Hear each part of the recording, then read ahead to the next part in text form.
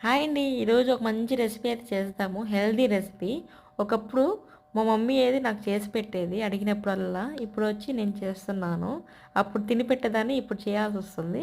But easy recipe, హెల్తీకి చాలా మంచిది ఎదిగే పిల్లలకైతే ఇది. ఏం లేదు, చిన్న బౌల్ తీసుకొని దాంట్లో రాగి పిండి వేసేసుకోవాలి. ఇలా గోరువెచ్చని వాటర్‌తో రొట్టె పిండిలా కాకుండా ఇలా వీడియోలో చూపిస్తున్న విధంగా అయితే నీళ్లు తడుపుకోవాలి. ఇలా ముద్దలా ఫామ్ అవ్వాలన్నమాట. ఇలా వస్తేనే మనకి పర్ఫెక్ట్‌గా పిండి రెడీ అయినట్టు. తర్వాత ఒక చిన్న గిన్నెలో ఒక కప్పు వాటర్ అయితే వేసుకోవాలి. ఇలా ఆవిరి కోసం అయితే నేను రెడీ చేస్తున్నాను. ఇలా మంచి నీట్ క్లాత్ అయితే ఇలా కట్టేసుకోవాలి. కొంచెం నీళ్లు జీలకరించుకొని దాని మీద మనం ఇందాక రెడీ చేసి పెట్టుకున్నాం కదా రాగి పిండిని మొత్తం వేసేసి బాగా కప్పేసేసి ఆవిరికి రెడీ చేస్తున్నాను. ఇలా పొయ్యి మీద అయితే పెట్టేసుకోవాలి. 10 నుంచి 15 నిమిషాలు అయితే స్లో ఫ్లేమ్ మీద కుక్ చేసుకోవాలి.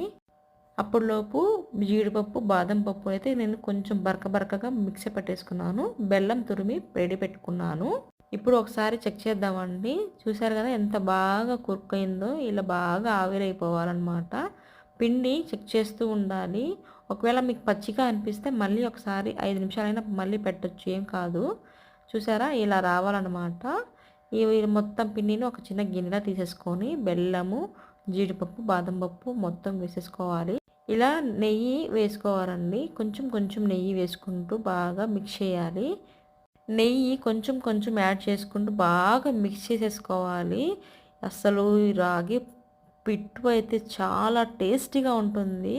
పైనుంచి పచ్చి కొబ్బరి వేసేసుకొని బాగా మిక్స్ చేసి తింటే సూపర్గా ఉంటుంది. ఒకవేళ మీకు పొడిగా తినాలనిపించకపోతే ఉండల్లాగా లడ్డులాగా ఫామ్ చేసుకుని తినొచ్చు. చాలా టేస్టీగా ఉంటుంది. అస్సలు నోట్లో వేసుకుంటే కమ్మగా ఉంటుంది. ఈ రోజుల్లో పిల్లలకి ఇలాంటి ఫుడ్ అస్సలు నచ్చదు. ఎందుకంటే ఈ పిజ్జాలకి, బర్గర్లకి అలవాటు పడిపోయారు కదా. బట్ నా కొడుకైతే నేను చేసిన ప్రతి ఒక్క రెసిపీ వాడికి టేస్ట్ చూపిస్తాను. ఎందుకంటే రేపు తను పెద్దయిన తర్వాత ఫుడ్ దగ్గర మానం చేయకూడదు కదా. మనం ప్రతి ఒక్కటి వాళ్ళకి టేస్ట్ చేపిస్తూ ఉంటే వాళ్ళకి టేస్ట్ అనేది తెలుస్తుంది. అప్పుడే రేపు పెద్దయిన తర్వాత కూడా వాళ్ళకి టేస్టీగా తినగలుగుతారు. నేనైతే ఇలాగే చేస్తాను. మీరు ఎలా చేస్తారు? కామెంట్ అయితే తప్పకుండా చేయండి. ఈ వీడియో మీకు నచ్చితే లైక్ చేసి మా ఛానల్ సబ్స్క్రైబ్ చేసుకోండి. Bye bye.